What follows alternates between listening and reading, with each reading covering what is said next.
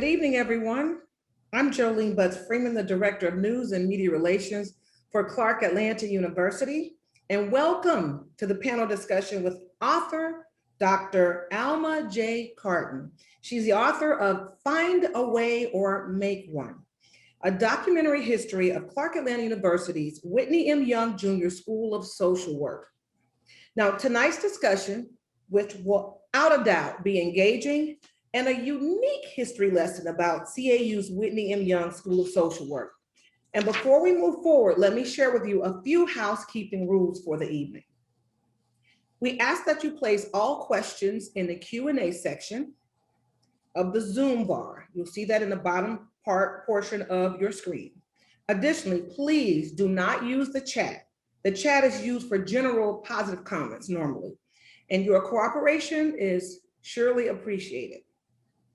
Now, at this time, I'd like to introduce to you, our viewers, Dr. Jenny Jones, the Dean of the Whitney M. Young Jr. School of Social Work at Clark Atlanta University, to share the overall purpose of tonight's webinar. Now, but before I bring her forward, I just got to tell you a little bit about this amazing woman. So listen to this. She was a graduate faculty affiliate at Florida State University, and she served as director of the Council on Social Work Minority Fellowship Program, and served as a department chair for the MSW program at Florida A&M University. She previously served on the faculty at Virginia Commonwealth University School of Social Work and the University of Tennessee College's School of Social Work. Her interest in promoting quality programs for vulnerable children and families is grounded in over, get this now, 30 years of professional and academic experience. So I will tell you, I believe that we are in great hands here at Clark Atlanta University. So with that, Dr. Jones, please tell us about the purpose for tonight's webinar. Thank you, Jolene, and welcome again to everyone. It is my pleasure, my honor to serve as the Dean of the Whitney M. Young Jr. School of Social Work, 100 years strong. I'm really excited about that. And tonight, I'm equally excited to have an opportunity to share with you information about the book, Find a Way or Make One. Dr. Alma Carten has just done a stellar job on this project. And I am so pleased and so happy that she agreed to do this presentation to share with you her experiences and the things that she has learned about the book, learned about the school as she wrote the book. I've read it. Alma, again, fantastic job. And I know you're going to share a little bit about how this came to be, but there are a couple of people I want to thank ahead of you. I know Alma started this process with several folks in the School of Social Work. Professor Naomi Ward, faculty emerita, they had some discussion about this for years and talked about how to bring this into fruition. And Richard Morton, who's a graduate of the school as well, was involved in some of those discussions.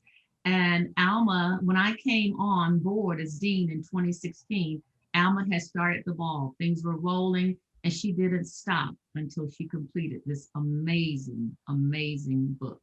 So welcome again. I certainly look forward to dialoguing with you all tonight, and I think I can say that for the rest of our panelists. Thank you. All right. Thank you, Dr. Jones. Now at this time, we're going to introduce tonight's esteemed panelists. We're going to start with Dr. Alma J. Carten. She's the author of Find a Way or Make One. I'm going to say that again. She is the author of the book, Find a Way or Make One. She's an alumna of the Whitney M. Young School of Social Work, where she earned her master's degree, and is a retired social work professor from New York University's Silver School of Social Work.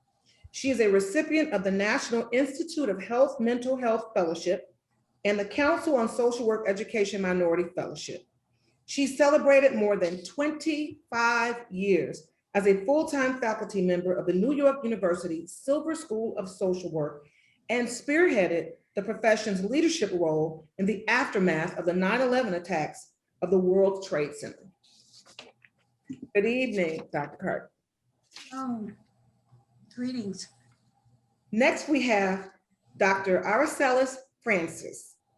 She received her bachelor's degree from the Inter-American University in Puerto Rico in 1960.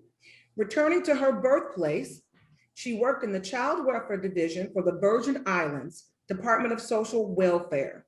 She attended Crown Family School, where she took supervision, administration, and community organization. In the early 1980s, she became an assistant professor in the social administration concentration at the University of Maryland, where she taught courses about racism and social welfare.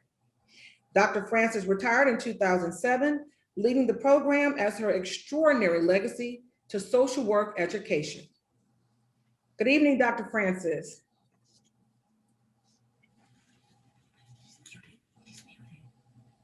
Unmute yourself there, Dr. Francis.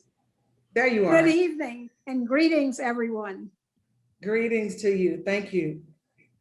We have next, last but not least, Dr. Jerome Sheely. He's a professor and chair of the Ph.D. department in the School of Social Work at Morgan State University. He was the dean of the College of Professional Studies at Bowie State University and a professor and associate dean in the School of Social Work at the University of Georgia. He is the author of the seminal book, Human Services and the Afrocentric Paradigm. Dr. Sheely has published extensively in the areas of race, cultural competence, and social policy analysis. He earned his bachelor's degree in sociology from Hampton University and his master's and doctoral degrees in social work from Howard University. Good evening, Dr. Sheely. Thank you for joining us. Good evening. Good evening to everyone. So happy to be here with you and look forward to the discussion. Absolutely. Well, we're going to go ahead and dive right into the conversation. I'm going to start my questions by asking the first question to Dr. Carten. So Dr. Carten, talk to us about what prompted you to write this book. And I'm going to hold this book up. What prompted you to write the book? So everybody can see that.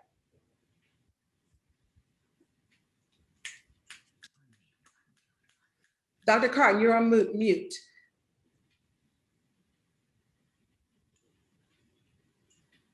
There you go.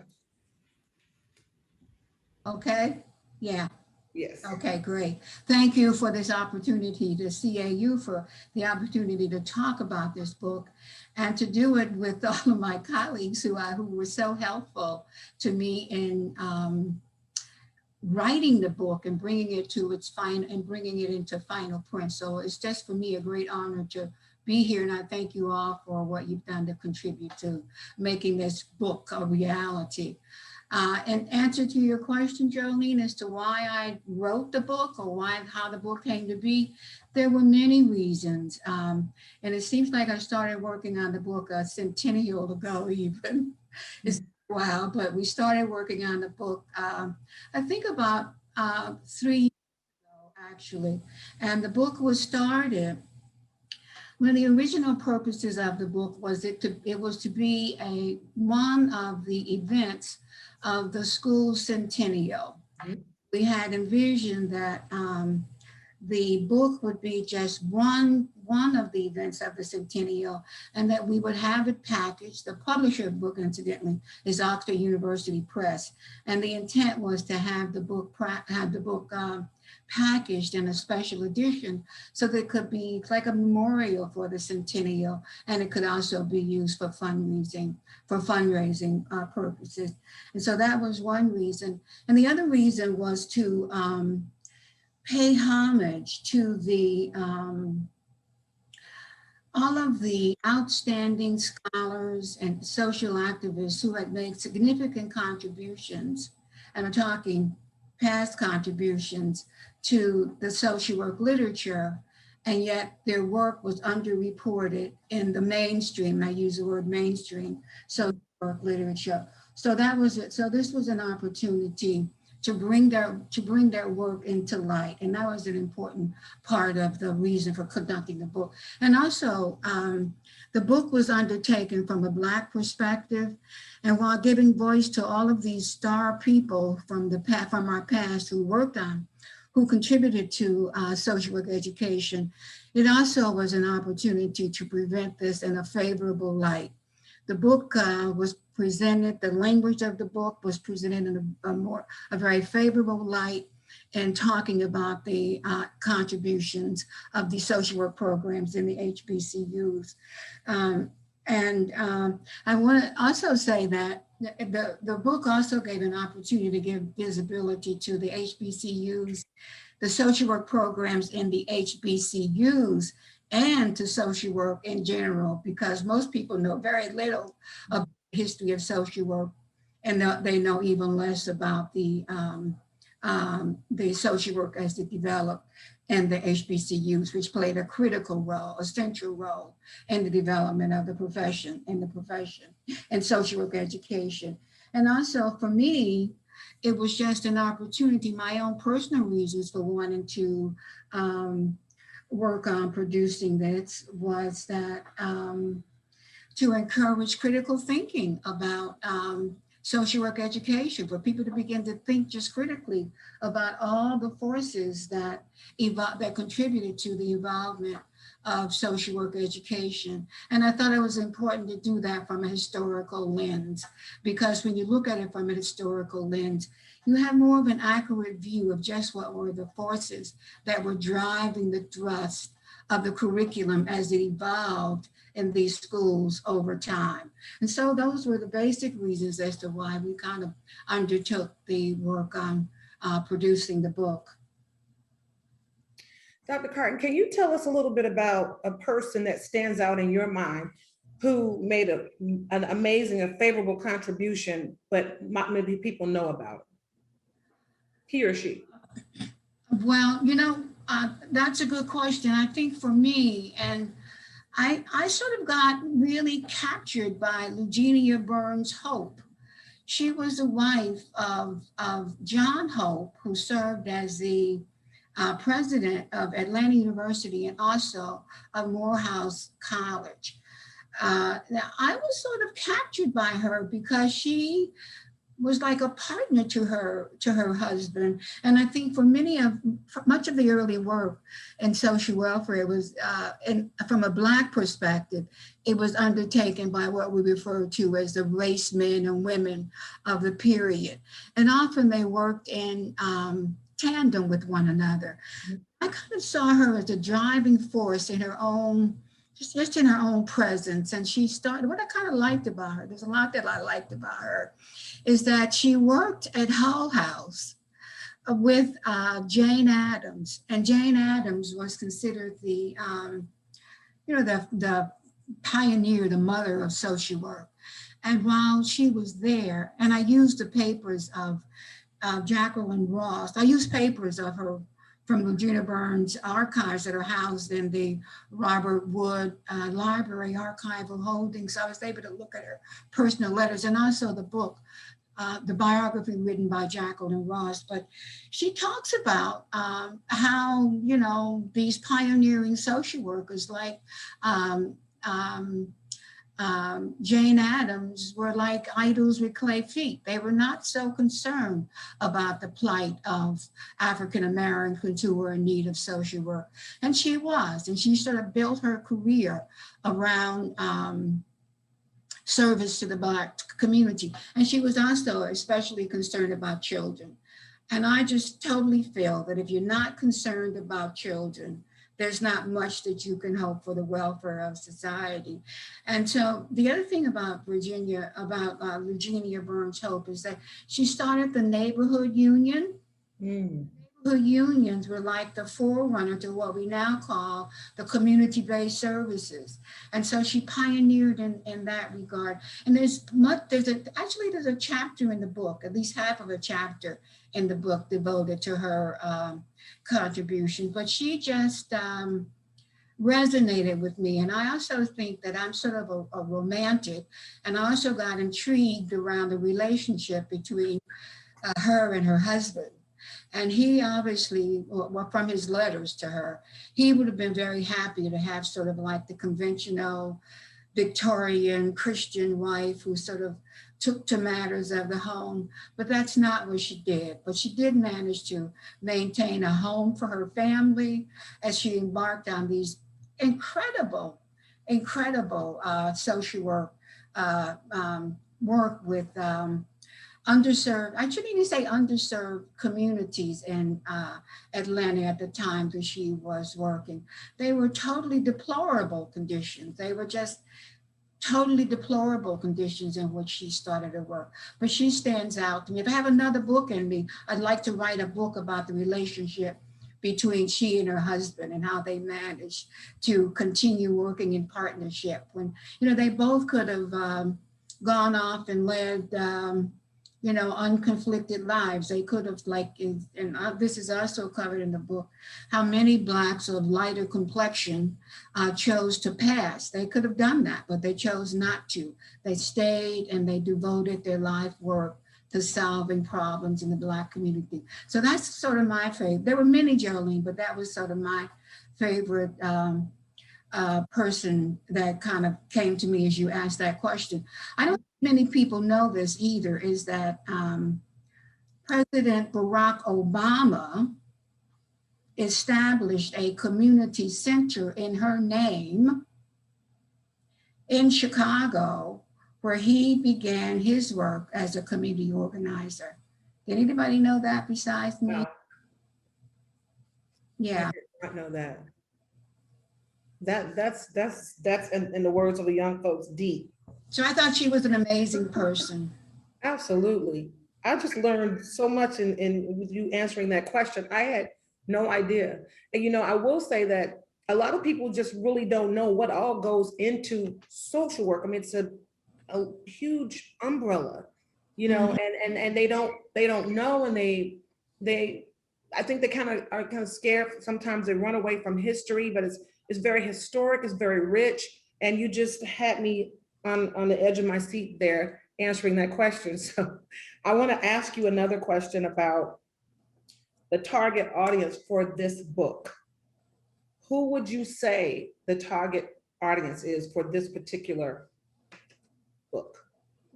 That's that's interesting too, because when the book is the obvious target audience for the book is schools of social work. And I say not only in the HBCUs, but in the predominantly white schools of social work as well. That's an obvious target. But as things continue to evolve, as the book was being produced to get us where we are now, there's a wider audience that should be the target of this book. Is that, when I first started working on the book, we were just beginning to see the tragic impact of the former president. And you began to see that under that administration, you began to see conditions arise, who would have thought it, that were very similar to the conditions that made the need for a school of social work for colored social workers necessary. You began to see a rise in hate groups. The Ku Klux Klan was on the rise again. And it was just it seemed like, back in history, that this was very reminiscent of what was happening in the country when the School of Social Work was founded. And I have to say that as this kind of evolved, I sort of saw that, that most Americans didn't know very much about the history of the Black experience in the United States. And so now I'm thinking the book has a much wider audience than what I had originally thought it might be of interest, that it would be of interest to. But getting back to your original question, clearly the book has implications for use in schools of social work. And we were talking earlier about how people don't like to read. And so if you look at the back of the book, there's a very detailed appendix. So it gives a summation of all the content. It takes us from from this period of colonization, enslavement, all the way up to 2020. And it kind of presents it in very detailed. And I did that deliberately because I knew that people didn't like to read. And maybe they saw that, it would spark their interest and they would go back and look at it. It's any section that they may want to look into or research. Right. Yes.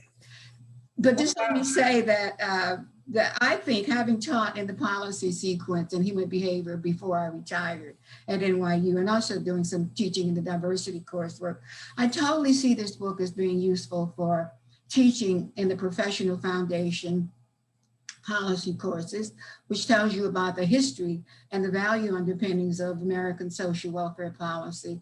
I also think it's, could be, I don't want to usurp faculty's, faculty have the rights to decide how they use the book, and how they will use it in their course offerings, or if they decide to even to do so.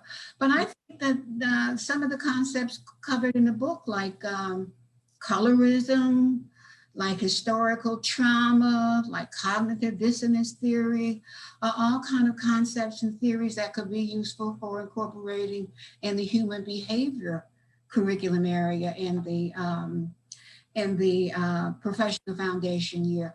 And I also think that beyond schools of social work, social workers practice in concert with professionals from many other disciplines, operate in these silos. We're seeing increasing blurrings of the boundaries between professions that we consider to be the helping professions, or in the behavioral health sciences. And at NYU, we have a joint degree program. I still say we because I haven't fully separated. Right. A joint degree in social work with the School of Law and with the School of Public Administration. So clearly, this book will be useful for those disciplines as well. So I think as we I look at where we are today and how wanting the American public is, and the profession is, about the importance, the significance of history and social work, and the significance of understanding and looking at history through a historical lens for understanding why we have this persistence of poor outcomes within the Black community.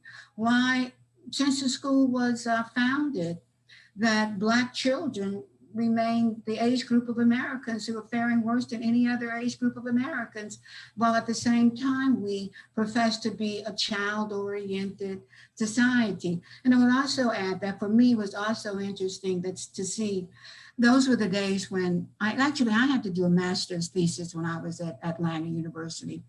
But when you look at the master's theses that were being done by students when the school was first founded, guess what were some of the titles? What were the? Take a guess. Police brutality. Okay. That was one. It was kind of focused on young Black males. That was one. Other, and it's sort of what was the focus of the school then is mirrored in the exact same issues that we're dealing with today. Okay, absolutely. Historical lens gives us an opportunity to look at why this persistence? Why persistence? What should we be doing differently than what we have been doing? With that, ending with what should we be doing differently, I want to ask Dr. Jones, and then I want Dr. Francis and Dr. Shealy to chime in. Talk to me a little bit about the significance of the book to you, and what should we be doing differently today, as it relates to the same conditions still rising today in 21st century, or in 2021. And here we are, as Dr. Carten just mentioned, what's happened recently, in our country, on the United States Capitol, and the resurrection of the Ku Klux Klan, and the disparities in health, and you name it. So I'd like for you guys to elaborate a little bit more on that. So again, to tell me a little bit about the book and where do we go from here, and why you think some of these same issues still exist.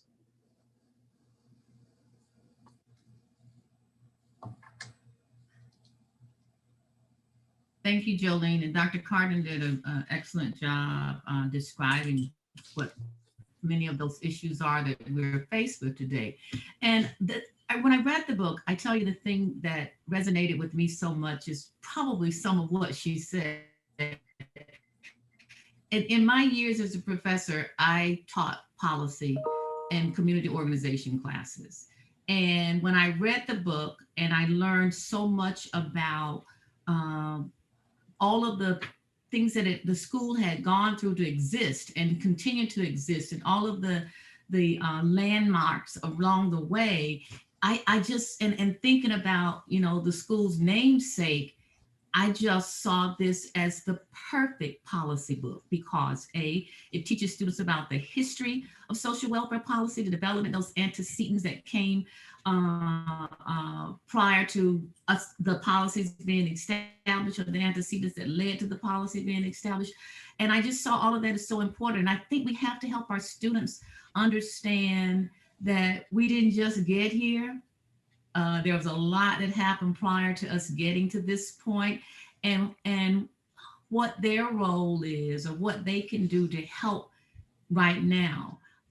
The other thing about the book that was so intriguing for me was, again, looking at, while we have the social welfare history part of policy, the whole policy making process, being able to use some of that information in the book to help students understand how policy is made, what their role is in developing policy, what their role is in advocacy, because Mr. Young, that's what he did. That's what he stood for. And so I think that the book does an excellent job laying those things out. In terms, everything else Dr. Carten said about HIPSI and the other courses, I totally agree. But I think if we want to help our young people, our students, move in this direction, we also have to be open to hearing them and allowing them to share and voice what their concerns are, and being open to solve the ways that we did back then. I think the younger generation has excellent ideas around solving these issues. We saw young people participate in some very peaceful protests this past summer around the racial injustice pieces. I think from what I could see, the violence occurred when the police got involved, but when the students were just protesting on their own, things were quite peaceful. So I think this group of young people are not going to just protest and that's it. They want action. And so we have to help them figure out how to do that action, make that action in a responsible way that's going to land what they want out of get the outcome they want out of the process. Okay. And so I see the school, I see our role now at the school is training all of our students around those issues. And I think we do an excellent job with that, helping them to understand the policy process, helping them understand the importance of research and why you need to have that research to support all of the things that you're saying about a particular issue. Do the background, do the work around that so that you can speak about it and have the data to support what you're saying. So those are some of the things that I see that we can do. The school is certainly, our signature pedagogy is the Afrocentric perspective. Dr. Jerome Shealy, I'm sure, will talk more about that, but we really try to ensure that that is infused in what we do there, because that's what we're all about. I mean, that's who we are in a nutshell. Dr. Shealy? I think that the book is very relevant for contemporary times.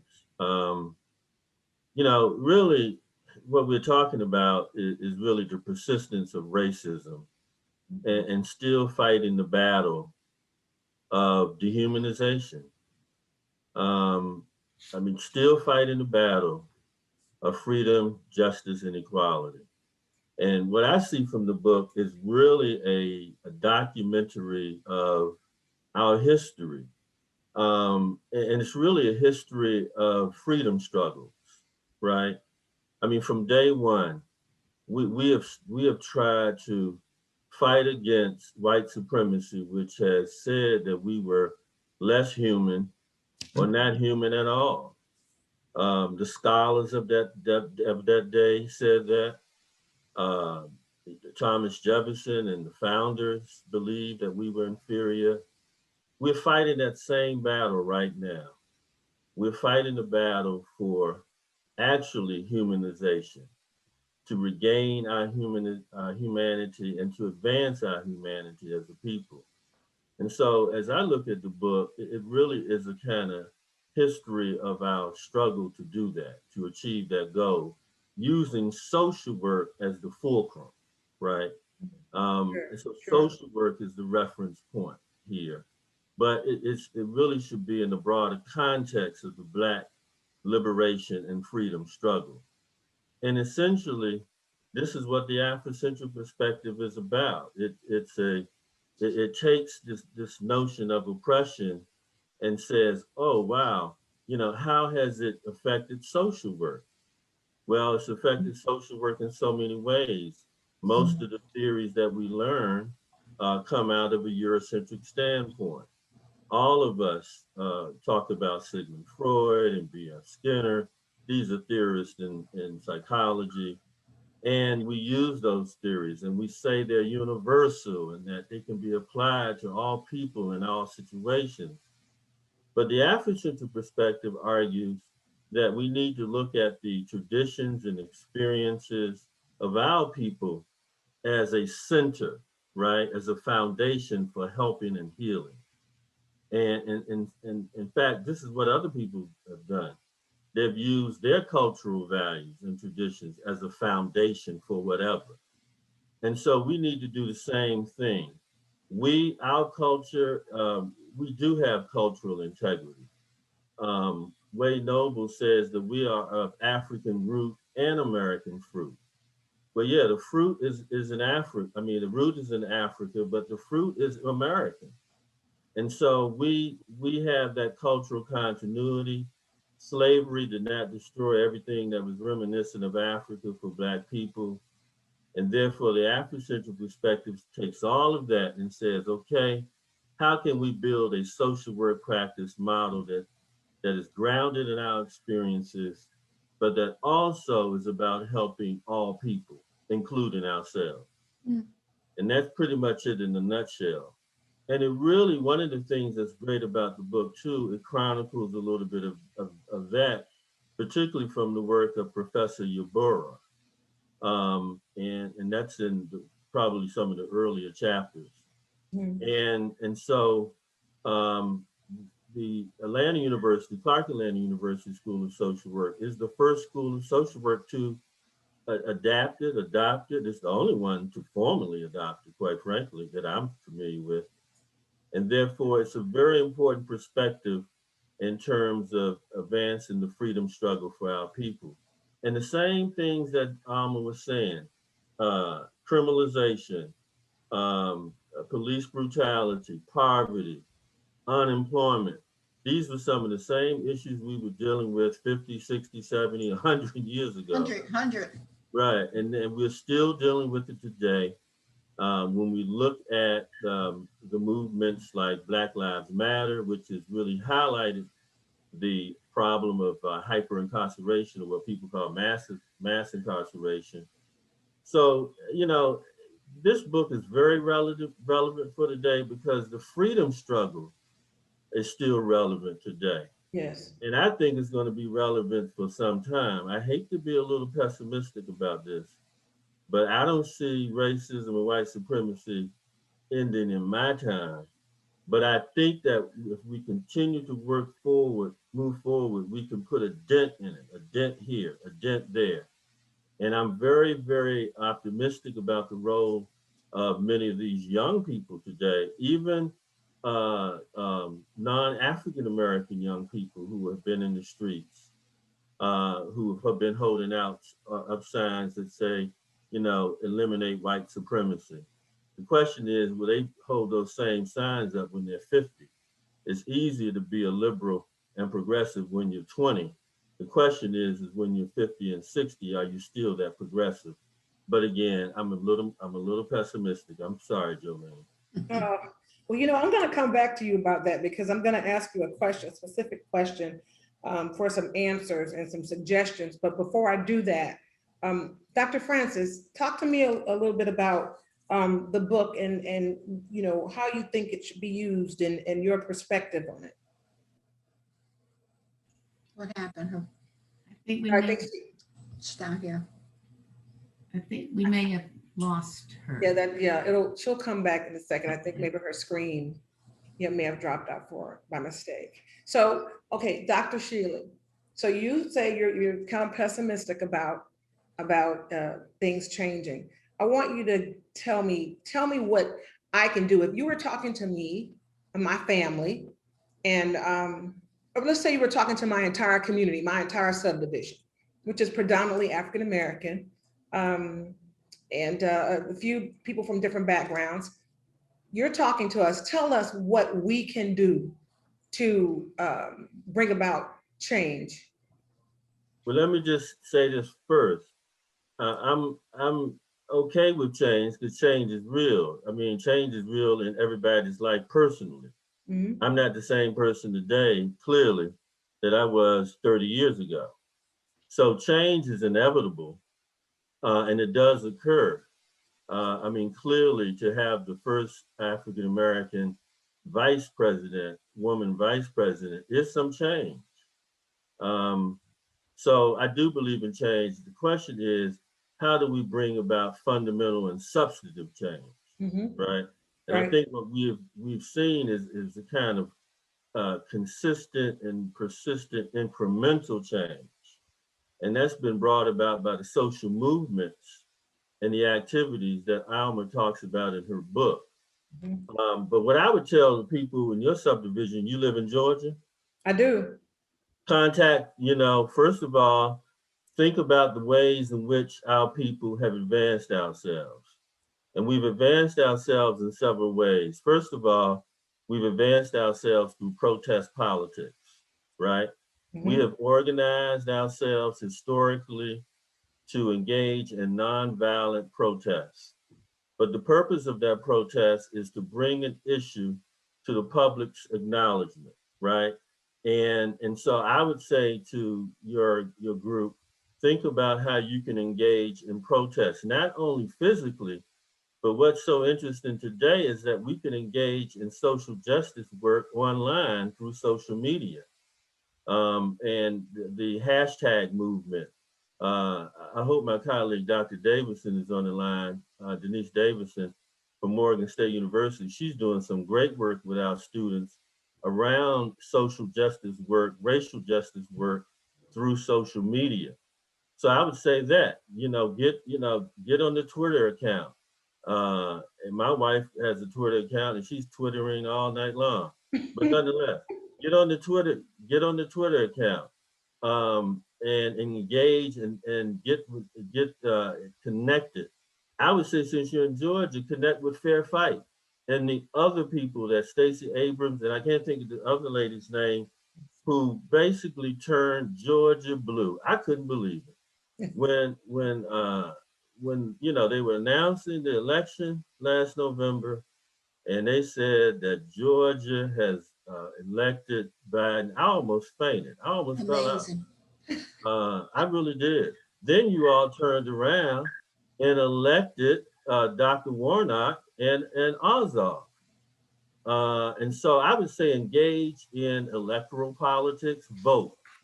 Get people out to vote. I understand a lot of young people and people generally are cynical about voting. They say that, the left wing and the right wing are part of the same bird. But, we have to be more pragmatic in our politics as well. And then finally, I would say, what can you do for your community and yourself and your family? Mhm. We have always been about community and family in the Black community. Yes, we So, have. right. So, what can you do through the church or through secular means to advance your community as a professional, as a mom, as a father, as just as a community member? Perhaps you can start a boot camp for young boys, who need a kind of role model, or something like that. Or perhaps you can join some kind of community group that's fighting against, let's say, mass incarceration and the disproportionate arrest rates of young Black men. Perhaps you can engage in other activities, fundraising. We have several nonprofits in our community. So perhaps you can help fundraise for those nonprofits. So there's a lot that we can do, and there's a lot we should do.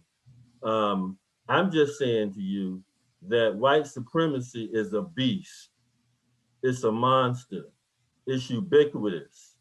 It has both external and internal manifestations. It is both overt and covert. And so I think that this is why I'm suggesting that we have to fight it on all fronts.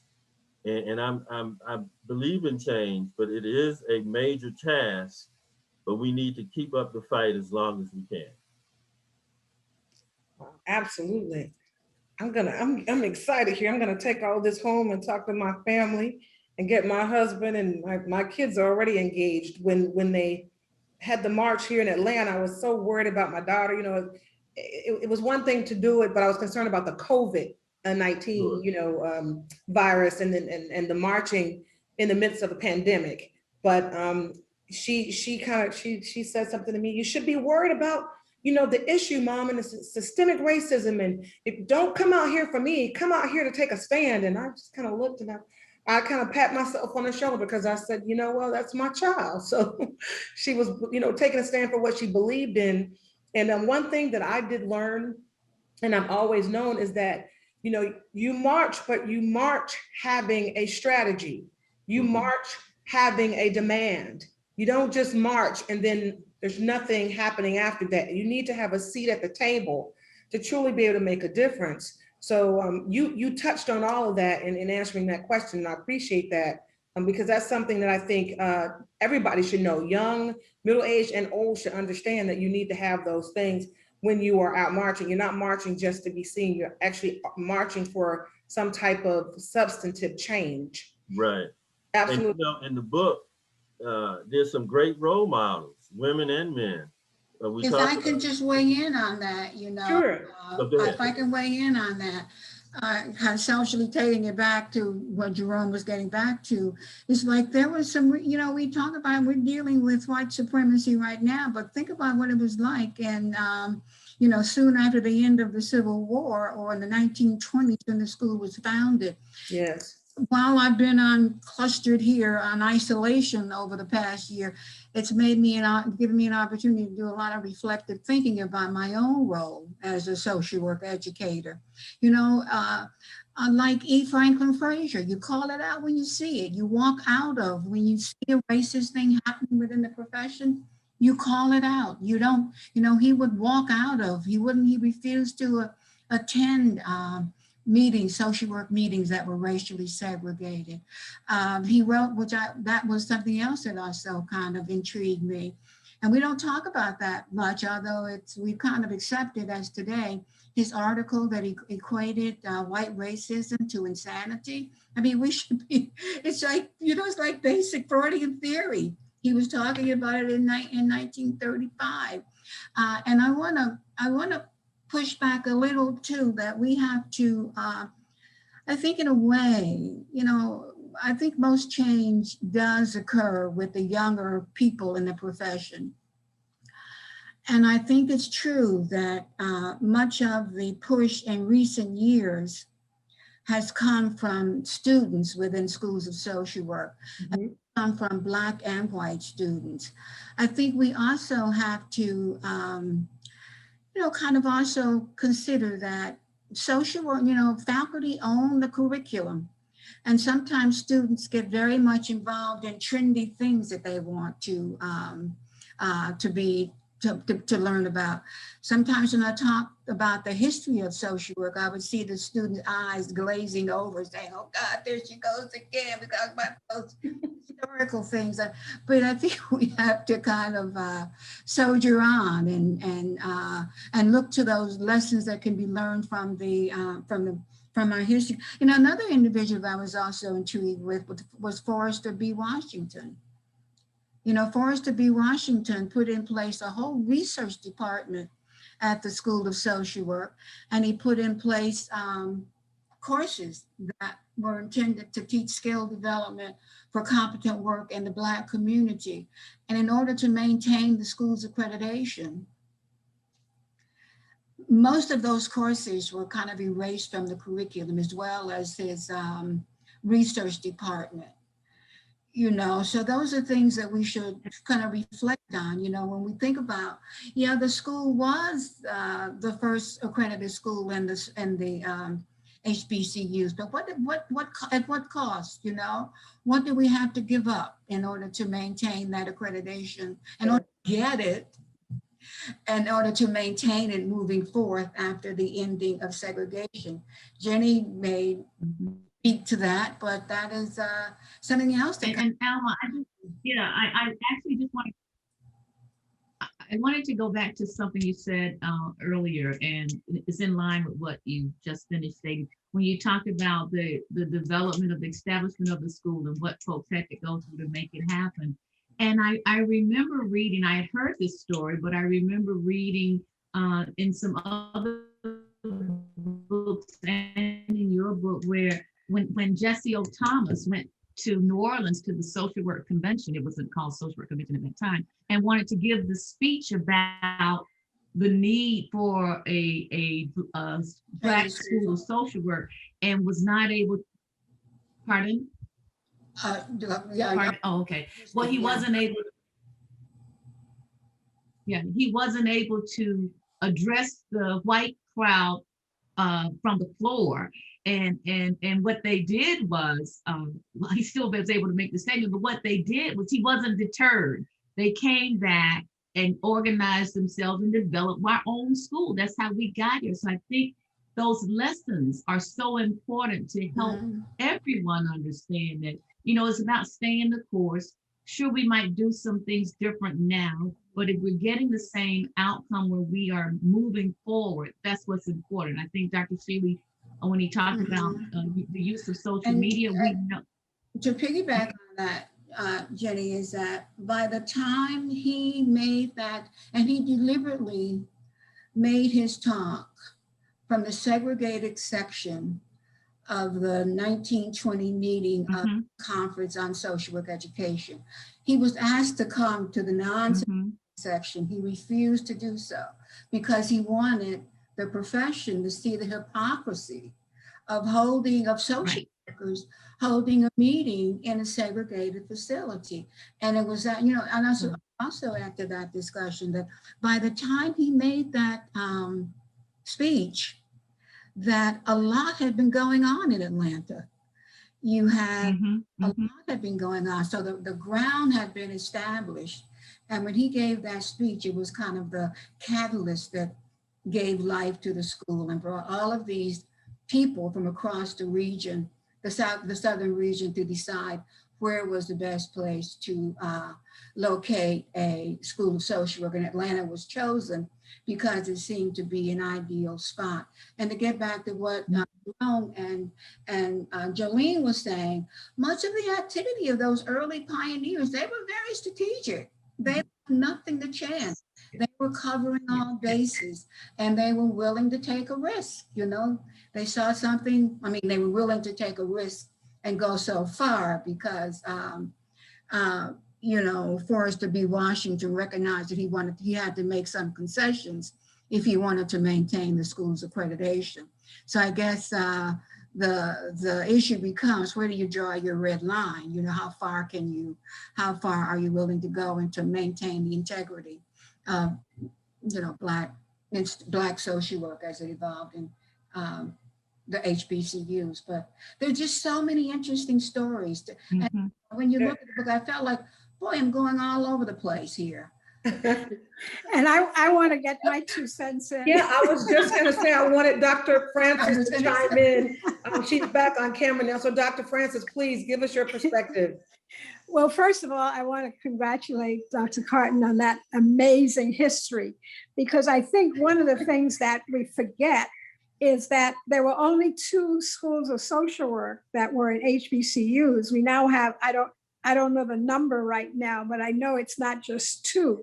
And I go back to the early 70s, and in the early 70s, you had two schools of social work that were in historically Black universities, and that was Atlanta and Howard. And when the Black Task Force at the Council on Social Work came together, the only place that they could look for content and information about African Americans were at those two schools. Because if you looked at the statistics for 1970, you'd see, well, there were maybe 30 Black professors. But when you look more closely, you saw they were all at two schools. Mm-hmm. So those were the only schools that even address the issue of the Black perspective. And what this book does is to give the history of what it took to get to 2020 and be able to celebrate that fact. And for today's social workers, they don't know history, but if they can get a book that they can sit and read, and they see all of the people that were important in social work, it gives them something more to think about and to look at how they fit in to what has happened in the past. So I remember when we were just trying to find information about Black people in terms of the curriculum. And here we have books that speak to the history of social work. And it is just so incredible that those of you who still teach have this resource that you can use and really help students to recognize that the struggle that they're going through right now is one that has happened before and that they can build on it. And we all walk on the shoulders of people who have come before us. Very well said. Yes, absolutely. Very well said. I was going to say, I think a real takeaway here is when they read this book, when anyone reads this book, can see all of things that happened in the development to where we are now. It nothing more. This school has had the staying power to be around for 100 years. All of those things that you just talked about are the reasons that we have books now that we can look at, or we can find information about Black folks in the social work field, because all of the history that Alma documents is just, it's amazing, the breadth of it and the depth that she talks about, and what was going on in Atlanta, in 1942, what was going on in Atlanta in these other time periods that was impacting Black people. But this school of social work stayed the course, stayed there, and we're still there delivering social work education to primarily Black students. Yes. Still in the Black community. And it did so, in the face of unsurmountable odds. And that is not hyperbole, that is fact. When you look at the record that they stayed the course, they held firm that we're gonna have co-education. We're not going to separate the races. We're going to maintain a high standard. Even though the state took away money, they hung in there. And it was not an easy road. What does James Weldon Johnson say? It was one of the early alumni of the school. Was it James Weldon Johnson who wrote, "Life has not been a crystal stair"? Mm-hmm. It was not one for the pioneers of the school. And I was just amazed by all that went on in the environment. I began to look back at the early history of Atlanta University, the blatant things that teams would say, the very racist and blatantly racist things that review teams would say as they came in to look at the curriculum of the school, and how they tried very hard to kind of push back against the school, including courses that went beyond the coursework that only prepared Blacks for servile positions, and not courses that provide them to vote and for full participation in American society. So it was amazing. It was amazing. Well, to the panelists, and still is. And still is, yeah. I was gonna, let me just say this point, and still is. While when the accreditors come in now, they're not that blatant with that language, but what they will say is, That's a very dated term. You guys are still using autonomous social work practice, those kinds of things. And so it continues. That's my point language, using different code words. In more subtle ways. Now, In more subtle ways, yeah. Structural, systemic racism. Yeah, exactly. It's easy to call that out. You have to work hard getting at that. You know, the conversation has been amazing. I want to say, you know, Dr. Carten, when I was given the book to read, I started reading it, and I honestly got upset because I had to get back to work because I got so deep into it, and I was really enjoying it. I was like, man, I've got all these characters. But I really, and I'm from Atlanta. I'm a native Atlantan. You know, I'm an alumna of Clark Atlanta University. So this was all very intriguing for me. I grew up in a community where just surrounded by trailblazers and people, including my parents and my grandparents. And Dr. Benjamin Mays lived down the street. Dr. Andrew Young lived up the street. Mayor Franklin lived around the corner. I mean, I lived in the center, maybe no less than a mile or two from all of the leaders, you know, in Atlanta during that time. So, and I don't want to go on because I got to get to some questions, but, you know, I consider it a blessing to have been raised where I was raised and to have the experience to have these leaders, you know, from civil rights and the social, you know, justice movement, and just in my circle, you know, they inspired me, and they inspired us to learn. And I just can't imagine students or anyone with a graduate level or undergraduate level who wouldn't want to pick this book up, buy this book and read it to serve as a reference for not just studies, but for moving forward in their personal lives. You know, we just talked about that with Dr. Sheila, you know, using something, because you can't know where you're going if you don't know your history, or you will repeat the same mistakes. Right, but yet, Jolene, this is the challenge now for HBCUs. A lot of people are saying that HBCUs are anachronistic, that they have served their purpose, that we're in a more integrated society now. And even in social work, let's just be real, it is very difficult to even get many African-American social work faculty to teach at HBCU. It's very, very difficult to do that, because there's so many more opportunities that people have now. This is why you hear the old people say, you know, desegregation was a good thing because it advanced our freedom individually.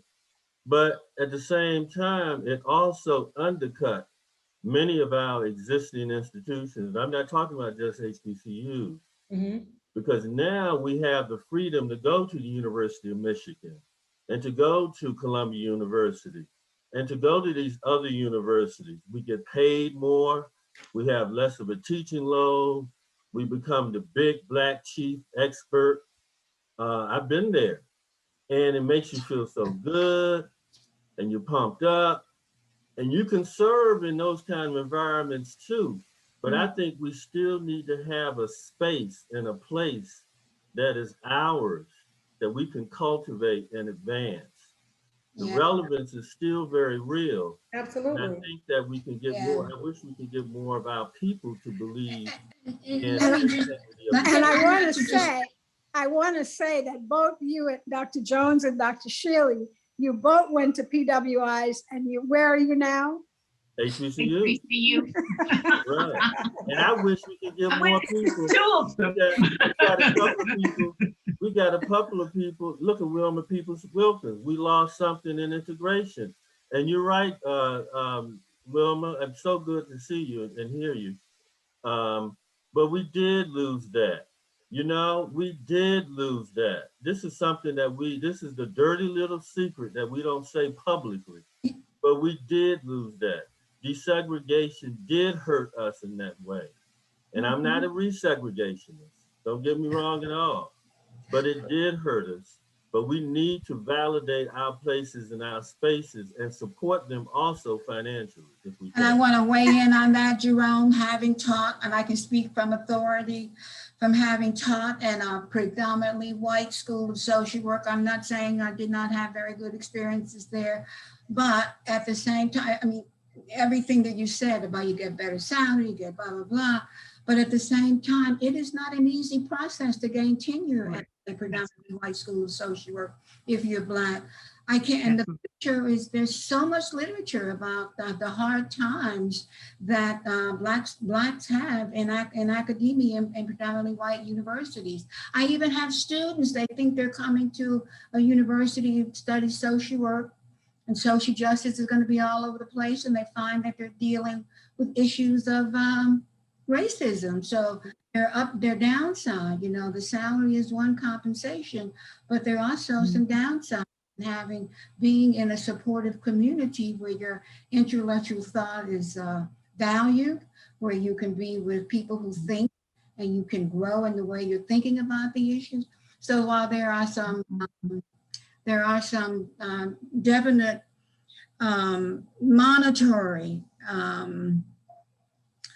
monetary gains from, I shouldn't use the word monetary, but material gains from being in a predominantly white university. But there's also some very serious downsides with being an African American in predominantly white universities. That's not. And Alma, you are absolutely correct. I could not have said that better, having been at two major majority white schools. Yeah, there are resources, there's pay, but there's a price that African Americans pay in those spaces. And I used to always say to people when they would say, "Oh, you know, you guys have all those resources at your da-da-da school," and my answer would be, "What good are the resources if they're not for you?" Everybody didn't get those resources. They were distributed unequally. And so if you didn't get them as the Black person, the Black faculty member, the resources didn't do you any good. They benefited somebody else. So it's hard on both sides. I mean, it certainly is. Ups and downs on each side. Right. Yeah. But you just made an excellent point, and I wanted to underscore that because getting tenure is not easy for us. I just wish we could recruit. I wish that we could recruit more African American scholars and others to HBCUs. Again, the carrot though is so great. It's really the halo effect. And I've been at those institutions too. I was at the University of Georgia as an associate dean, the flagship state university. Very interesting experience. And so I just wish we could recruit more people to come back and to serve. In fact, I'm going to talk to a couple of people about that to see how we can strategize that, because we need to also be able to recruit some of these people who can engage our students, engage in research. And so I hope that we can talk a little bit about strategy and how to do that. That's good. And I saw we have Mitt Joyner on too. She should be a part of that discussion. Martell Teasley of NAD and others. And maybe we can do that later on. I'm sorry, you want to go to questions, don't you, Jolene? I do. I want to get to some of the questions. I don't want our guests to feel left out. We've got some engaging ones, so let me start here. This is from Michael Lindsay. He says, how might Whitney M. Young critique today's social climate and social work's role in addressing structural factors that perpetuate inequalities? And we want to be brief because we don't have a lot of time left, but we wanted to get to the questions for our viewers. So who wants to take that one, and how? I'll repeat it. Who wants to take that one? I'll take it because I read a whole chapter in the book on Whitney M. Young. I'll just say very quickly that he developed this Marshall Plan. He was proposing, and by the way, hello, my colleague Michael there at NYU. Good question.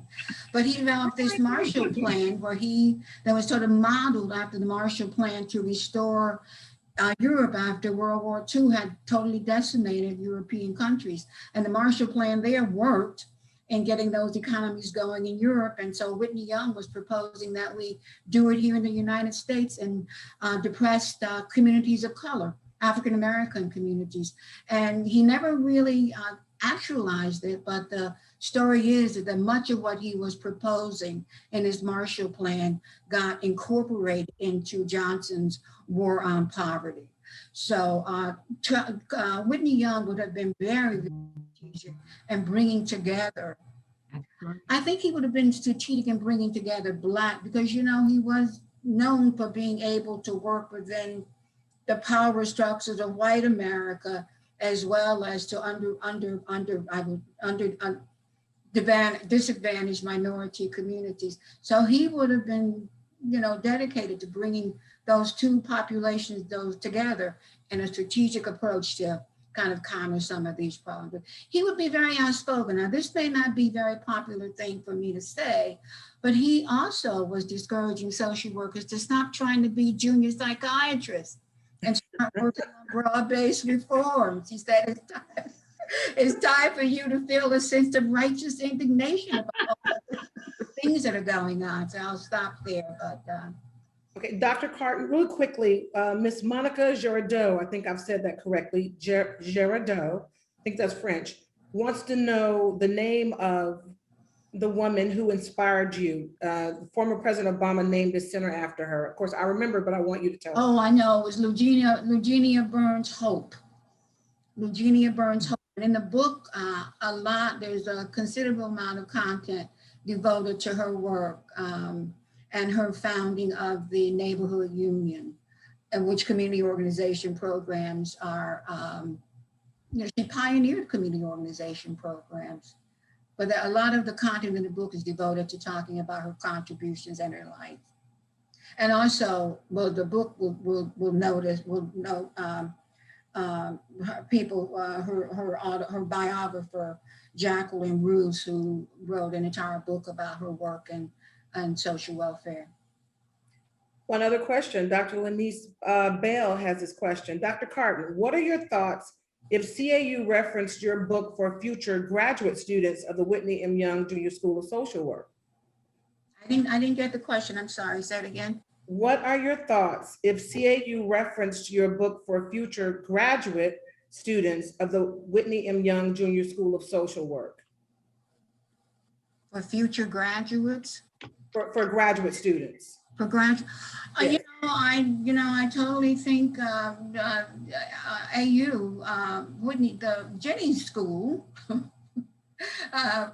the Whitney Young School of Social Work, and Howard, they both have doctoral programs. I can't think of any, you know, when you're talking about leadership and you're talking about the theoretical base of social work practice, I can't think of a better place than to use that book in doctoral programs. So graduate, yes, it should be used in MSW programs, certainly, but it should also be used in doctoral programs as well. Incidentally, doctoral programs are not programs that are accredited by the Council on Social Work Education. So much of the content in the book was related to the graduate programs at the graduate social work programs at the Whitney M. Young School. Okay, here's a comment, and I believe it might be a combination question. Alma, this is somebody that obviously knows you personally. This is wonderful. I plan to buy and read the book. So many people have already said this, by the way. Did you run across the name Grace Towns Hamilton? It's a family friend who lived on the edge of AU during the Progressive era. Her father was George Towns. I want to not say anything that's not factual, but I believe, and I think one of the sources used in the book was authored by someone who was named George Towns. So I don't recollect the name of the person that she first mentioned, but the Towns name seems to jump out to me as somebody that I referenced in the book who was documenting the work of somebody in the early years of the school. Okay, that was from Miss Wilma Peoples Wilkins. And she said they were more associated with Morris Brown, but the universities were so close. They all right here together. Yeah. And we should acknowledge Ms. Wilma is one of the great historians in social work. We certainly should acknowledge her. So thank you. I'm glad she asked. Absolutely. Well, This has been amazing. You know what, I believe that we could talk for another 30 minutes, but I don't think that our Zoom call will last for that long. Oh my goodness, I want to thank you all for educating everyone this evening and sharing your insights on Find a Way or Make One. Dr. Carten, I'm grateful. I'm grateful to you and thankful to you for accepting the charge to write this document. Can you guys see, wait, can you see it?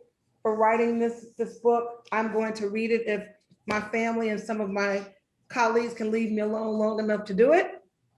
And for the guests that are interested in purchasing the book, Find a Way or Make One, you can do so through the Oxford Press at global.oup.com. Again, that's global.oup.com to purchase the book.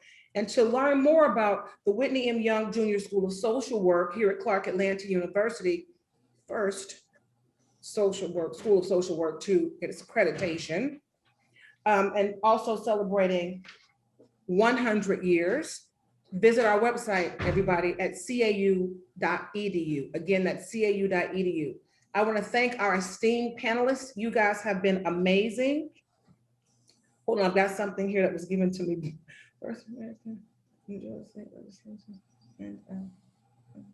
Okay. Jolene, before we end, there are a couple of other, before we end, there are a couple of other events I want to share with people about. Okay, sure. Go ahead, Dr. Jones. Oh, okay. All right. I just want to say that in addition to the book Find a Way or Make One, the Phylon Journal did a special issue and it's been released on a centennial edition for the school. I think, Dr. Sheila, you have an article in there and some of the others. So I do want to encourage people to pull that up as well. Obie Clayton is the editor of that journal. And then we have NASW, the national office, their advocacy magazine will have a featured article coming out in the February-March issue of an interview with me talking about Whitney Young and his contribution to the school and the profession. And that will happen in February, March. And then one other event in March, the World Community of Social Workers organizations, a grassroots organization that was started by one of our alums, Velma Banks in New York. And Velma has worked over 30 years, I believe, to hold this organization together. We will be having another discussion about the book and about the school and the contributions of the school. And that will occur in March for Social Work Month. And I will get those, we'll have those dates posted on our website. Okay, okay. Excellent. Dr. Jones, is there any information that you want to share if anyone wants to send any additional questions to us? Where should we have them send their additional questions? We can probably, what I'll say now is forward them to me at jjones@cau.edu. And then what we'll do is set up a special account for those, and then I'll probably funnel them out to the panelists, and we will respond to you in that way. But jjones@cau.edu, and also copy on those questions Maria Lofton at mloftin, MLOFTIN @cau.edu, and we'll respond back to you. And our team, our communications team will be helpful to help you with that, Dr. Jones. So don't worry, we'll make sure that we help you with that and provide a document with the questions and answers to forward to people who reach out to us. We want to make sure that we're responsive and help you with answering those questions, because this has been an amazing conversation. So again, I want to thank our esteemed guests, our esteemed panelists. You have been amazing. Dr. Carten, Dr. Jones, Dr. Francis, and Dr. Sheely. Thank you all so very much. And to everybody, please have a wonderful evening. And thank you for your wonderful moderation there and asking us good questions. Thank you. Thank you. Thank you, everyone. Thank you, everyone.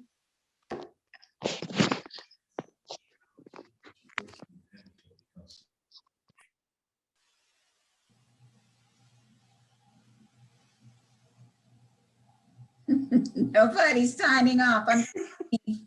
Oh no, I'm Travis. I got mixed up here, but this is great. Uh, Aristotle, it's so good to see you from the Virgin Islands. Good to see you too. Are we officially off the air? Is it just us?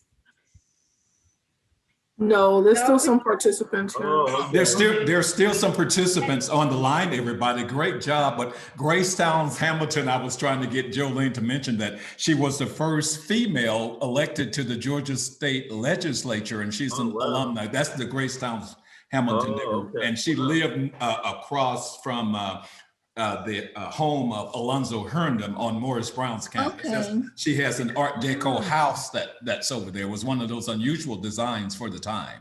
And Oh, she was okay. very well known. Grace Towns Hamilton, the first female So- elected to the Thank Georgia you for State sharing Legislature. that.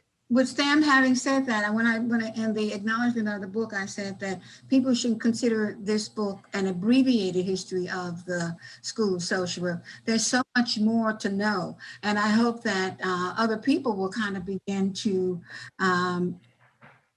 continue the history of the school as it moves forward, and also look in greater detail at all those interesting people who were associated not only with the school but with what things that were happening in Atlanta.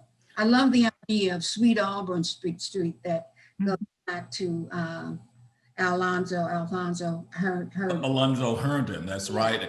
And there's still a number of people on the call, but we can continue the post conversation, Jolene, and they can listen in, of course.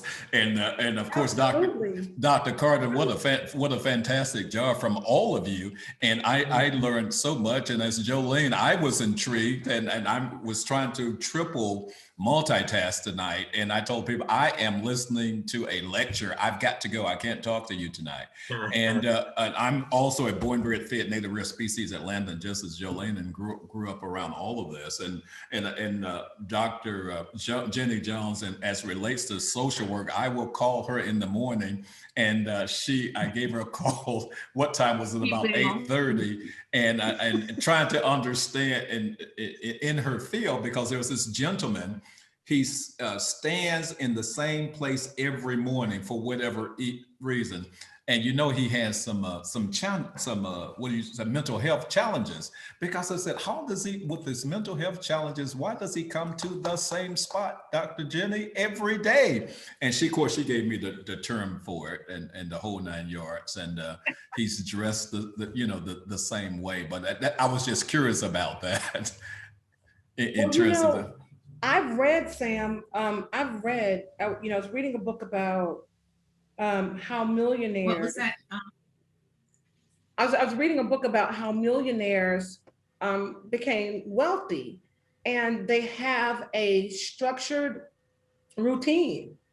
And if you're talking about the man that stands in the same place every day, who knows if he's a millionaire or well off or not?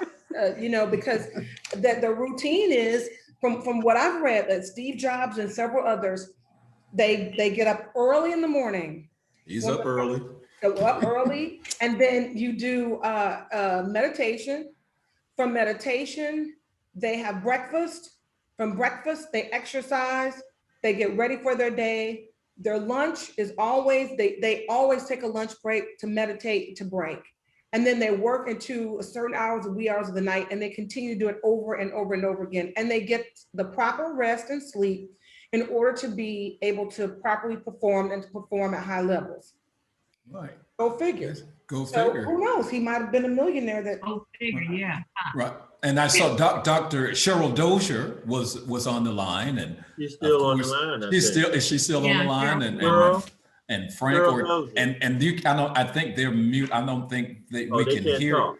I don't think they can talk. We will have to allow Maria. Oh, okay. Maria, can you allow any of the others that are on the line? Can you? No, she's gone now, I think. She's gone now. But any of the others, can you let anybody else in?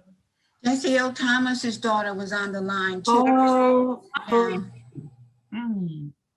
Okay, all right. I was trying to see if it was possible to let some of those in the, in if they had any additional question. I know Dr. Fidel Turner, our Dean for School of Education, is on the line. Michael Lindsay, Dr. Nguyen Sun, a number of people are on the line, and thank everybody for joining. Sam knows everybody. He knows way more people than I do.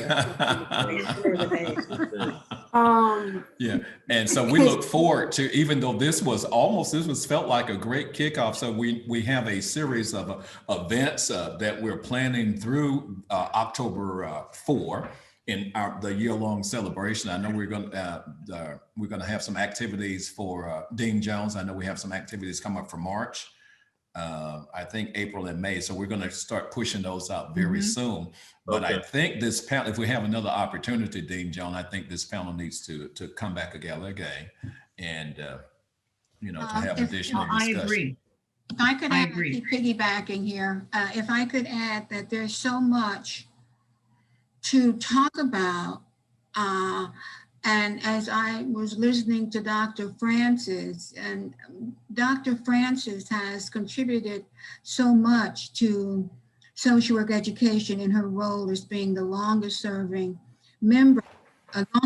executive director of the Minority Fellowship Program. And she was there from the very beginning. And I think that there's so much that Dr. Francis can offer. I would like to see opportunities to kind of call out little pockets of content to go and to discuss in further detail, because there's so much to talk about. Right. And Jolene, and Jolene, you did a fantastic job, by the way. But that was one, go ahead, Dean. I'm sorry. One of the questions, Alma, that we didn't get to. Yeah, that was one of the questions we didn't get to tonight, is to have Dr. Francis talk about the role of the Minority Fellowship Program in the development of the school. You started off talking, Dr. Francis, about the number of, there was only a few Black faculty in these schools with PhDs, and I thought you were going to go to that, but we didn't have time. And I do think that's very important. I think that's quite significant.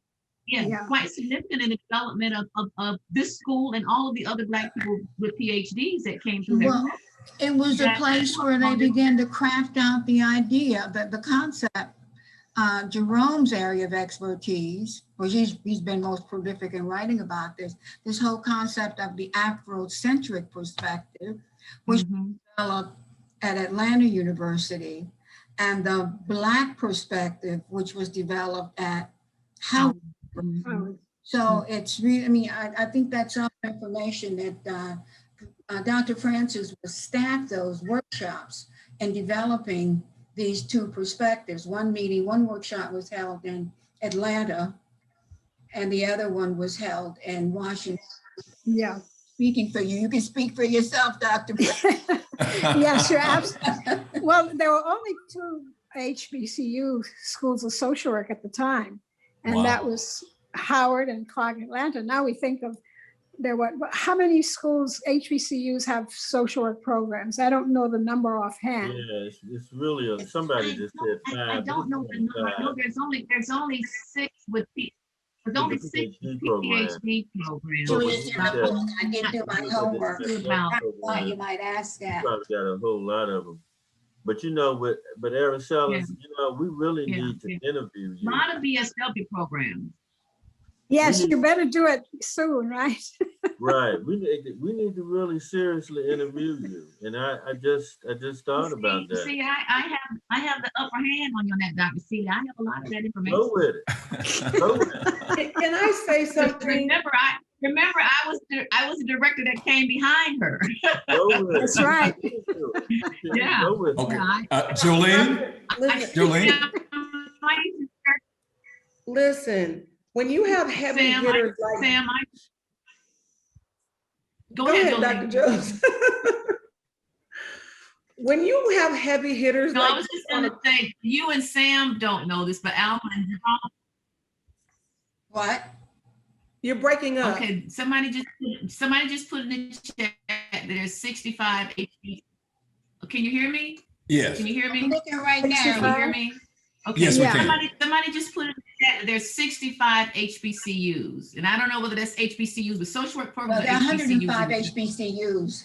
So maybe it's 65 HBCUs with social work. Right, with social work, right. Okay. That's what I'm looking at. But when I was getting ready to say to Jolene and to Sam, they don't know, but Alma and Dr. Shealy knows that when Dr. Francis retired from the CSWE Minority Fellowship Program, I became the director for 3 years after that. After Oh, she left. okay. Yeah. Wow. Yeah. That's why I know about the program. And Jerome, myself, and Alma, all three of us were fellows in the program.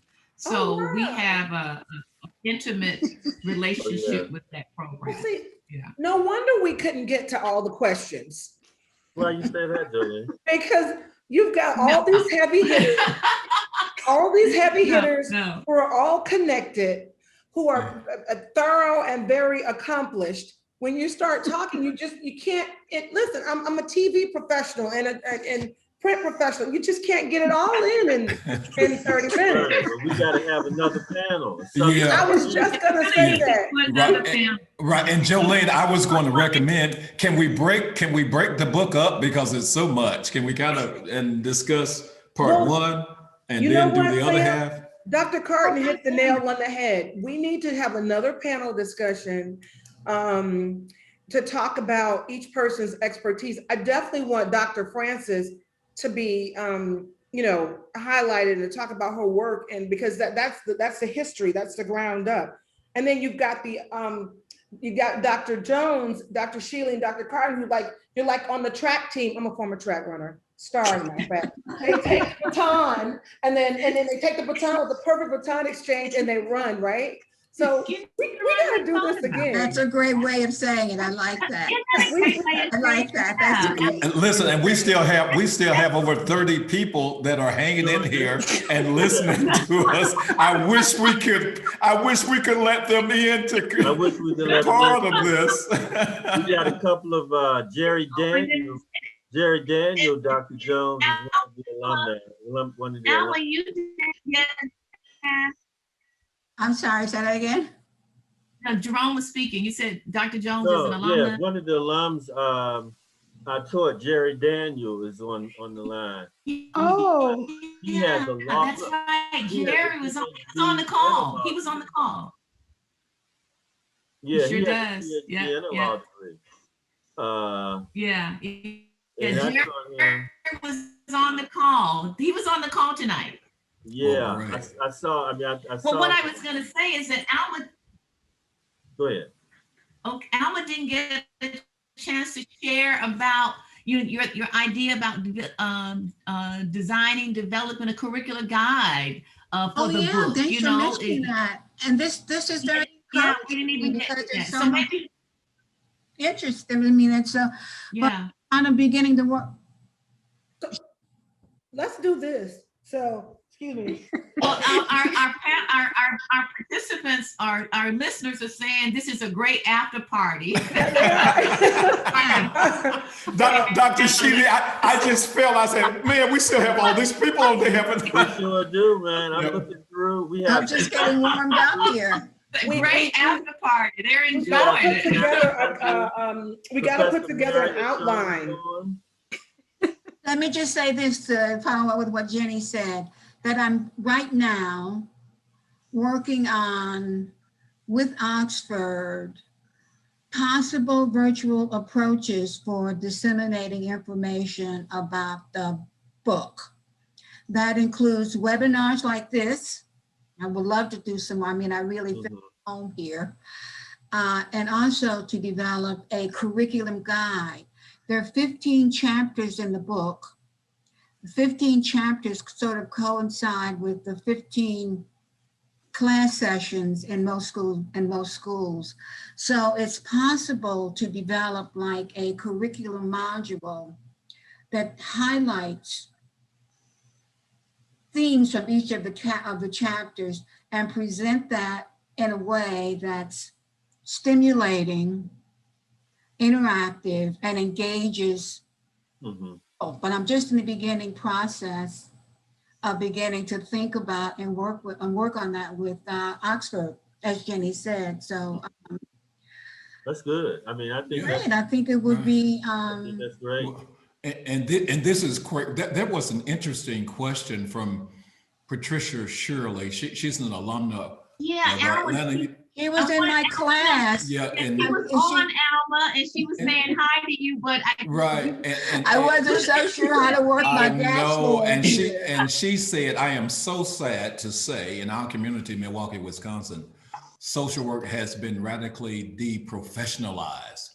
Has this happened in other communities? How do we get it back and instill in our younger population the need for qualitative professionals to respond to the multitudinous needs of people? That's a great question there.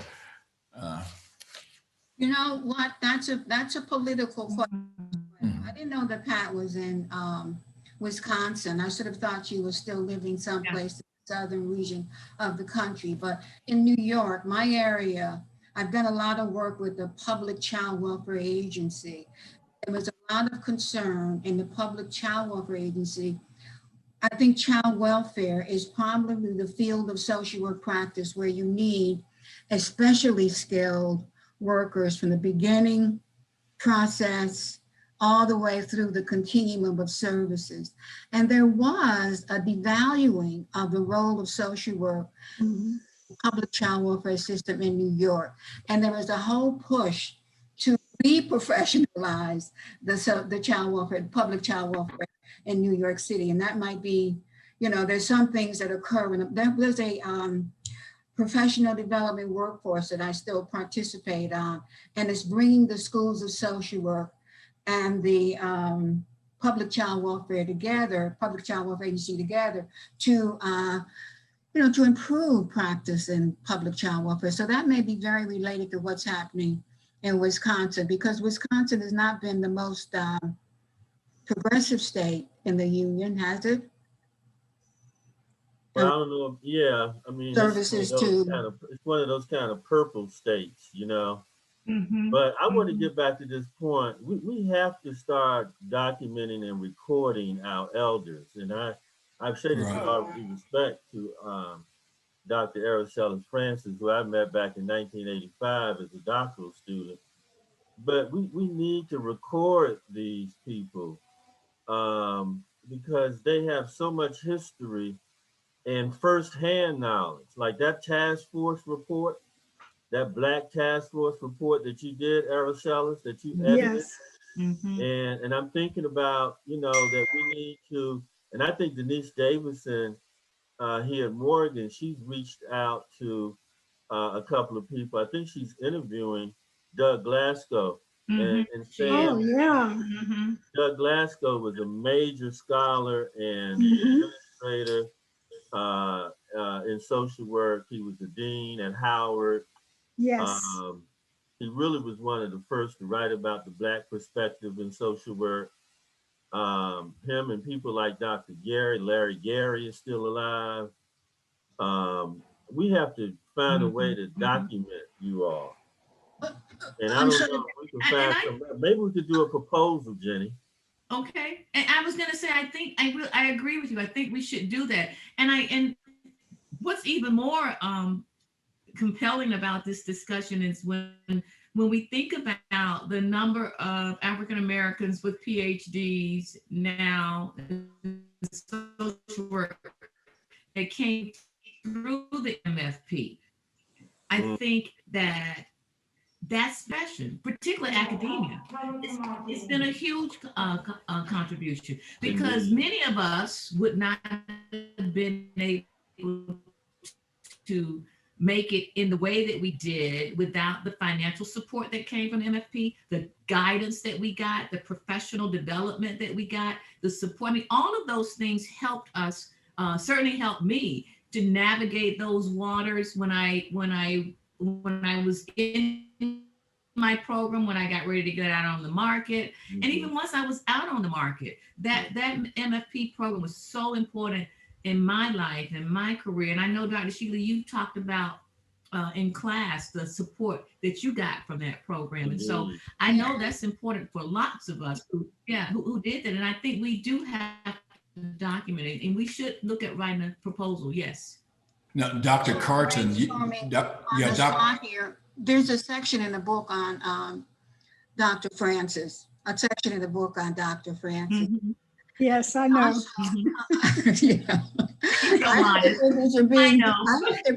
She says, yes, I know. Yes, I- I don't feel prone, but I had the privilege of being mentored by another giant in social welfare, and that was Dr. James Dumpson.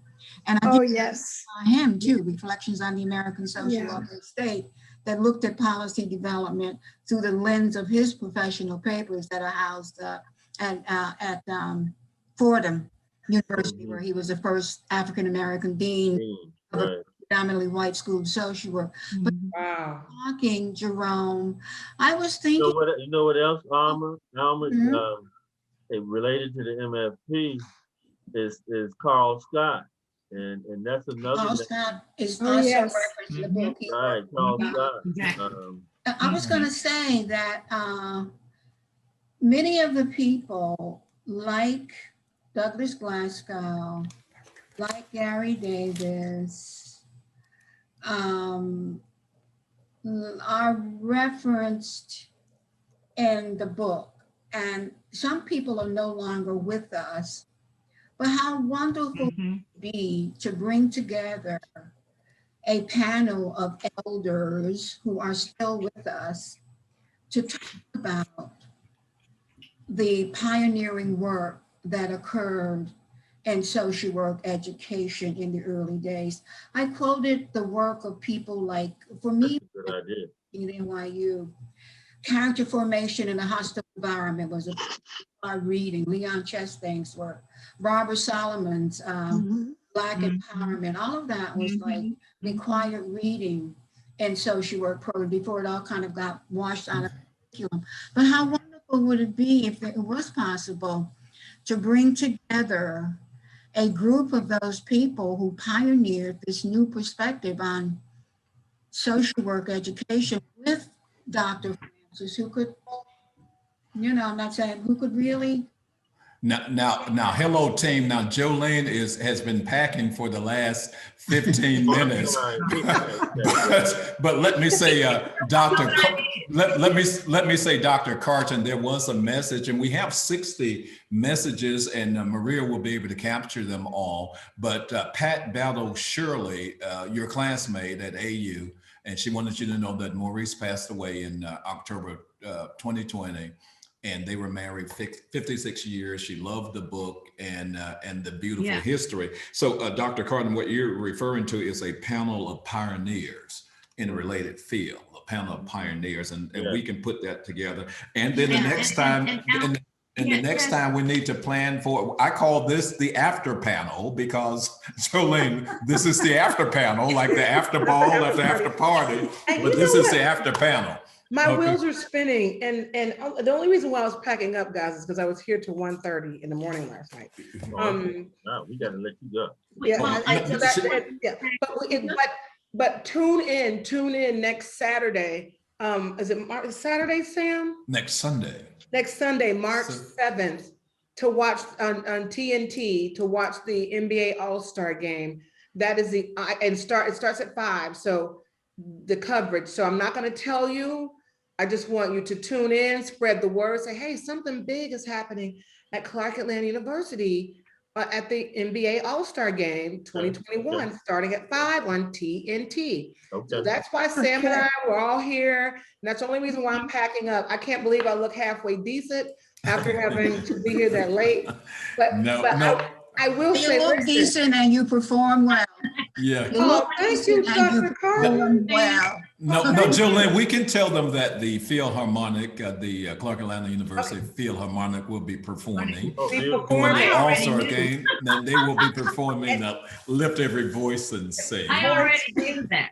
Fabulous. But listen, before we go, I do want to say one thing. Alma, I think I shared with you about Pat and Maurice Shirley. But Sam, I want to make you remember, I told you about the alum that called and told me her husband had passed away. And they met here at AU. They wanted to make a donation. Of his friends wanted to donate some money in his name, in his honor. That's Pat Shirley. Oh, that's the one. That's what. We were in the class of 1964 with her. Wow. There were a lot of stars in that class. I don't know what happened to them. Along with Pat, her husband. So, so listen, team, and we still have 28 people on the after panel. So, but we're going to, Dean Jones, we're going to get together. Let's talk, next week, exhale tomorrow about, and I know March is going to be a big month. And do we have anything? I thought we had something, you and I, Barbara, discussed something for March. Oh, we had something planned, but it's been folded into the World Community of Social Workers. Okay. That's the grassroots organization out of New York. And so Okay. we have a call next week, I believe. I'll be able to give you more details on that, so we can see how to publicize that, and I'll find out more about the setup, Okay. because people may be able to call in for that. Okay. Or So, at but least, so as a follow-up to this tonight, it's a great panel. Let's plan for our panel of pioneers. All right, let's plan for our panel. I love it. All right, I our like panel that of idea. pioneers. I want to say And- homecoming, Dr. Jones, Yes. homecoming, you should do something. We should have Dr. Carten Well, here. we're hoping for homecoming to be able to, I don't know if it'll be that weekend, but have our centennial gala. in Yeah, we got a October. gala plan for Yeah, October. that's the plan. And as part of That's that, part you of should it. have Dr. Carten come back and panelists have a panel discussion, maybe in person if we're going to be in ground, and then have the book there available for people to purchase Yeah. Right. and have this discussion. Correct. But in Jolene, in terms of the building the momentum, we've got to keep it going. But I think for the panel of pioneers, because some of those pioneers won't be able to travel. I So get we've got excited. to, we're excited. So at least we can have them via Zoom, and we'll plan for October as well. Yeah, let's talk about Alma. Let's talk about that, Sam, to see how we can make that happen. And then we can kind of plan that with Dr. Carten and Dr. Francis and Dr. Shealy, because they know a lot of the pioneers. And that's great. And we'll put tonight, more people, Yes. Yeah, Yes. I was excited. We got up to 100, almost 100, and I think it was 160 at one time. So that was actually more than the percentage. That was over the percentage that we had anticipated. Yeah. So that was exciting. But and Kudor just mentioned Dr. Bernie. Kudor just said there's Dr. Bernice Harper, who turned 99 yesterday. One of the and let's do this. If we cannot, we got to move quickly here. Yeah, and if we cannot get them all on the panel, let's get some images so that we can show them. We'll have the capacity to show individuals. We'll put that. We can put the images up so that they can join us virtually in that regard. I'm just still amazed. 25 people for the after panel. They don't want to go so. I know it was. And they thought Dr. Francis was going to spill some beans or something. Dr. Francis, you want to spill some beans? You know what it is? What it is we really are creatures of what's the word, guys? We're being with one another. Yes. Yeah. And we have been deprived of that over the last year. Absolutely. And we miss that. We miss that. So when we're able to sit here and chit chat and have a good time, you don't want to get off. And then when you're learning, we're lifelong learners. And Jolene, let me. Really, you got some. No, I was going to say, Jolene. You got some heavy hitters on here. I mean, yeah, we Alma do. Carten, Dr. Shealy, Dr. Francis. You got some heavy hitters that's involved in this, that people respect, admire their work, and it's been in this profession for some time. So right, and we've got to get it. And and we've got to make sure we get the information to those other 65 schools that offer the social work program for the next. Oh yeah, the actual number is in the book and where they're located. I know there are 10 in Georgia. And so we've got to get that out so the students and the faculty and the staff can take advantage of this opportunity. And just one more question, Dr. Carten, I think you touched on this based on a comment Whitney Young Jr. made. And I think this question, did we read the question from Darren Wright? It says, since the Atlanta School of Social Work had a community social work focus, is clinical social work as currently defined in touch with the needs of African Americans and people of color? And should we revisit concept of clinical social work? But I thought, didn't you kind I'm of? gonna let Jerome speak to that, but Yeah, I'd that's an like to say interesting point, but something you Very about it. interesting. yeah, I but may you say know, something, what you talk Jerome. about in the book though, Alma, is that, you know, people, the autonomous model is supposed to cover both clinical and community practice. Right, exactly. Built Yeah. on humanistic values and Afrocentric perspective. Right. So it's supposed to really touch on both. But I would be interested to talk to Darren. Darren is he's your faculty His member. name is familiar to me. He's one of my faculty members. You met Darren, Dr. Mike, Oh, Darren. Yeah, field director. he's director Work? field. Yeah, okay, Darren. Right. Yeah. Including in the Can we book. bring Darren on? Bring Darren on. We can. He's still there, but we can't bring anybody Oh, on okay, Darren. because we can't open it up. This again. is like a favorite what I- subject for me. Yeah, If I bring can, Bring it to your agenda at the next faculty meeting, Darren. but this is Put it on the- a favorite subject for me. Well, Alma's going to be doing a talk with the faculty about the book, so that would be a great time to have to bring that question up. It sure would. Correct. I want to You're say gonna do this. that, I'm Yeah. first to Yeah. say this. When Okay. you gonna be? This When you is gonna like- talk to the faculty, Alma? Whenever he sets it up. Okay. But I want to say this about clinical social work. And I'm saying this because it kind of alludes to it a bit in the book. Because as social work is described over historical periods, it shows how social work have incrementally been moving towards, trending towards an emphasis on clinical social work. We've been losing that balance between what social workers call macro and micro practice. And social work has been criticized for being more concerned about practice with the worried wealthy and less concerned with marginalized populations and the poor. Now, the way I interpret clinical social work, and NYU also as a school with one sole concentration in clinical work.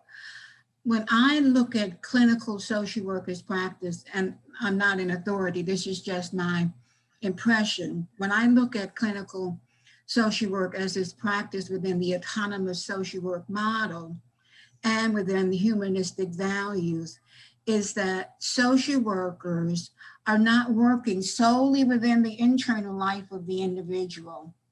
They recognize that people operate within larger social systems, marginalized population, and especially for Blacks, those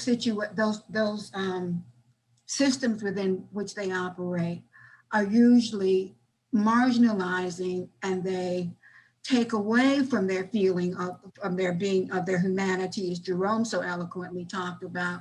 So the autonomous social work model, as I see it, as I interpret it at the School of Social Work, is that you recognize that when you're operating in systems that are dehumanizing the Blacks, you operate from many different roles. You operate as educator, clinician, counselor, and you move back and forth between these roles.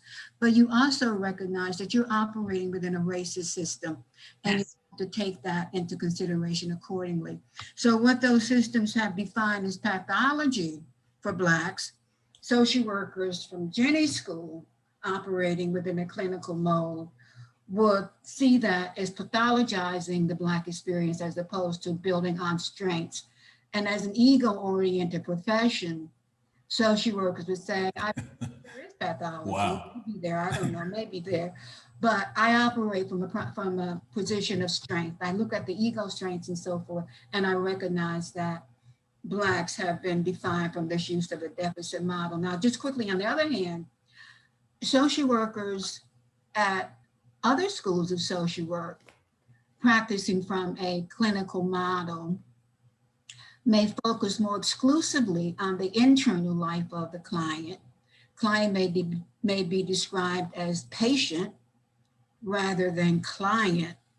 And much of the work with the client may be focused on the pathology as opposed to focusing on the strength. So despite and I have a private practice, by the way.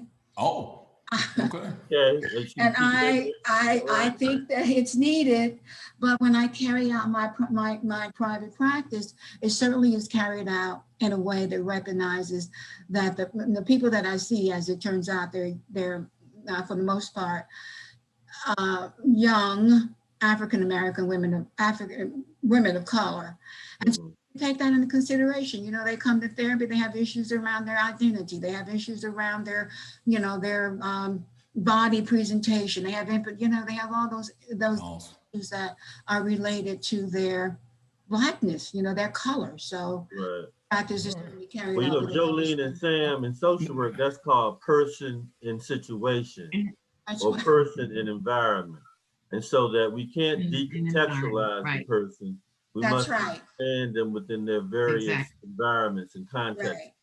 And what we have to do, we have to press social work to really adhere to its model. Right, exactly. Logical practice. I mean, we say that, you know, we look at all of these systems, but when it comes to actual practice, we don't always actualize that in what we do in our practice. Right, but people focus. Those are the more nuanced kinds of issues.